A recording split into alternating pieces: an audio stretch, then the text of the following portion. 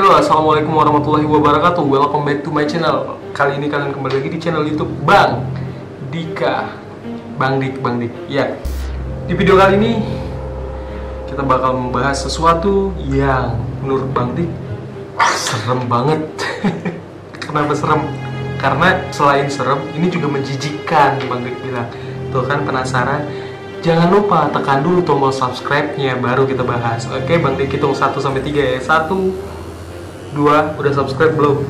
Ya, tekan. Nah, bagus. Loncengnya? Iya, bagus loncengnya. 3. Oke, terima kasih banyak buat kalian yang udah support Bang Dik, udah tekan tombol loncengnya, udah tekan tombol subscribe-nya. Dan jangan lupa like, comment, and share video ini. Ya, balik lagi. Kemarin kan Bang Dik udah bahas tentang penampakan, bukan penampakan sih, fakta dan penampakan tentang hantu Banyu. Nah, jadi memang waktu itu ada kejadian yang aneh, waktu Bang Dik membahas itu. Nah, tapi ya kita nggak boleh takut dan kita nggak boleh khawatir karena kita ada Allah Subhanahu Wa Taala. Masya Allah. Ya, kali ini di video kali ini Bang Dik bakal membahas sesuatu yang Bang Dik bilang ini adalah sesuatu yang menjijikan banget karena sesama makhluk itu manusia memakan manusia. Ya, apalagi kalau bukan kanibalisme. Ih, serem. Kanibalisme, guys. Kanibalisme itu adalah satu kasus di mana makhluk hidup memakan makhluk hidup yang sejenis, yang termasuk di dalamnya manusia memakan manusia gitu kan. Hewan memakan hewan, tapi itu sama kayak ya bisa di kanibalisme juga sih, kanibalisme dibilang. Mungkin kalau Bang Dik bilang tentang kanibalisme, pikiran kalian itu udah kemana-mana ya. Pasti salah satunya tentang raja kanibalisme ya, si Ratu Udre itu ya. Pasti pikiran kalian udah ke situ. Enggak. Kali ini kita bakal membahas beberapa orang yang memiliki sifat kanibalisme yang serem banget, sudah memakan puluhan, ratusan, bahkan ribuan orang makan orang. Tapi ingat, jangan temen nikung temen. Karena itu lebih menyakitkan. Ya udah, itu cuma lelucon sedikit aja ya. Ya, ini Bang Dik udah buat beberapa artikel, udah Bang Dik kumpulin dan Bang Dik jadiin satu. Kali ini Bang Dik yang pertama yang Bang Dik ingin bahas tentang yaitu praktik kanibal yang dilakukan pasangan suami istri di Rusia. Mungkin itu udah kejadian yang lalu banget, tapi Bang Dik masih penasaran ya. Bang Dik cari di Google, searching dari beberapa artikel, Bang Dik lihat yang katanya pasangan suami istri ini dia telah mengkonsumsi manusia sejak tahun 1990. Dia telah mengkonsumsi manusia sejak tahun 1999. Gila nggak tuh? Dari tahun 1999 mereka udah mengkonsumsi makan manusia. Ih, coba bayangin seberapa seremnya itu, ya Allah. Kayak nggak ada makanan lain apa gitu. Ya, suami istri ini siapa lagi kalau bukan bernama Dmitry Bakshev dan Natalia. Kalian mungkin udah tahu ya, dan udah pernah dengar juga tentang ini, tapi Bang Dik ingin jelasin lagi. Ya, pasangan tersebut itu, geng, dicurigai membunuh, memotong dan menyantap daging korbannya. Gila nggak tuh? Udah dibunuh nih ya, udah dibunuh terus dipotong.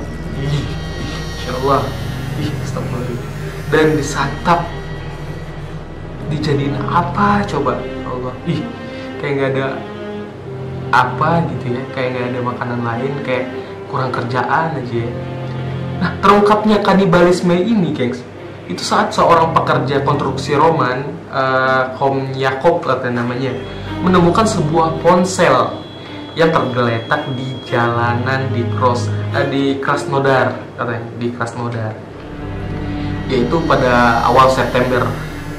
Nah, waktu itu yang menemukan ini dia kaget. Isi ponsel telepon itu yang dia temuin itu ternyata foto-fotonya seseorang sedang foto selfie. Ini kok tiba-tiba ngeblur sendiri sih? Kenapa? Loh. Aduh, ini Kenapa sih kalau tiba-tiba ngobrol? Jangan diganggu. Kok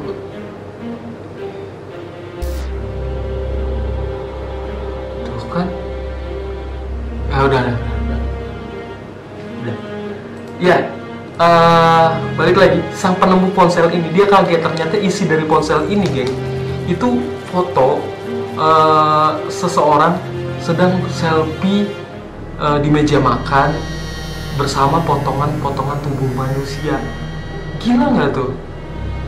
Ya, dia selfie nih sedang makan potongan tubuh manusia. Kayak nggak ada kerjaan lain apa? Kayak nggak ada makanan lain, padahal mungkin makanan lain banyak. Tapi kenapa kok seleranya makan tubuh mereka manusia gitu, tubuh sesama mereka sendiri. Lalu kemudian yang menemukan ini tadi, dia langsung melaporkan ke pihak polisi. Nah, mampus lo, langsung dilapor ini ke pihak polisi ya. Polisi pun langsung menyelidiki pemilik ponsel dan dilacak nih nomornya sih sama polisi, dilacak dan akhirnya ditemuin lah sang pemilik ponsel ini. Ternyata ponsel itu dimiliki oleh Dimitri gitu loh, kartu itu dimiliki oleh Dimitri, sang kanibalisme ini tadi. Identitas pria tersebut itu berusia 35 tahun ya, dan beliau itu tinggal di salah satu asrama militer katanya. Asrama militer angkatan udara di Rusia itu, Masya Allah. Nah, katanya lagi, menurut keterangan polisi nih gengs ya, menurut keterangan polisi, Dimitri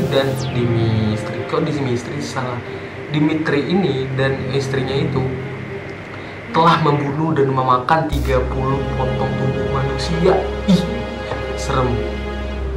30 potong tubuh, Masya Allah, itu memang iblis banget ya. Dan ini Dimitri Bashev ini adalah seorang pria yang dijuluki iblis. Ya benar, kelakuannya udah kayak iblis itu, memakan orang karena tindak kanibalismenya ini dan pembunuhan besar-besaran di Rusia. Bayangin aja 30 orang ini. Dan nggak cuma itu, gengs ya, masih banyak tentang kanibalisme ternyata yang ada di sepanjang sejarah. Salah satunya itu tadi, ya kan? Salah satunya kasus yang beberapa tahun yang lalu itu tadi, itu di Rusia, pasang suami istri. Dan selanjutnya ini Bang Dik mau bahas tentang Donner Party, yaitu atau Donner Red Party, kelompok perintis asal Amerika yang melakukan perjalanan ke California pada Mei 1846. Dimana akhirnya nih gengs, rombongannya itu berhasil mencapai Sierra Nevada pada November 1846. Nah itu, jadi berhasil mencapai Sierra Nevada itu pada November 1846 dengan susah payah ya. Namun bukan wilayah nyaman yang mereka datangi, justru di tempat itu terjadi badai salju yang sangat dahsyat di dekat Danau Truckee atau sekarang Donner namanya gitu. Dari 87 orang anggota nih guys ya, hanya 48 orang yang berhasil selamat dan akhirnya mencapai California. Saat diinvestigasi barulah tersingkap di fakta bahwa para anggota yang berhasil selamat itu rupanya memakan mayat temannya sendiri yang sudah tewas untuk bertahan hidup. Kalian bayangin seberapa susahnya mereka bertahan hidup, akhirnya meninggal, ternyata dimakan oleh temannya sendiri. Masya Allah. Dan selanjutnya nih gengs ya, Andes Flight Disaster. Nah, pandai juga Bang Dik bahasa Inggris ya, tapi nggak terlalu pandai. Dari 45 orang penumpang yang berada di dalam pesawat, hanya 28 orang yang berhasil selamat dalam kecelakaan tersebut. Ya, kecelakaan itu. Maka bisa ditebak bahwa mereka yang berhasil selamat menderita kedinginan dan kelaparan hebat. Dan kalian tahu apa yang terjadi kemudian? Ya, orang-orangnya itu mereka berhasil selamat memakan bangkai teman-teman mereka yang telah tewas setelah 72 hari atau lebih dari 2 bulan setelah kecelakaan tersebut. Pada tanggal 23 Desember 1972 akhirnya sebanyak 16 orang berhasil selamat.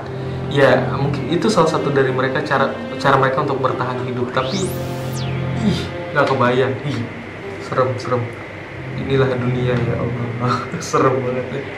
Ternyata itu udah terjadi dari tahun-tahun sama-sama sebelumnya. Nah, kemudian selanjutnya Alexander Pierce.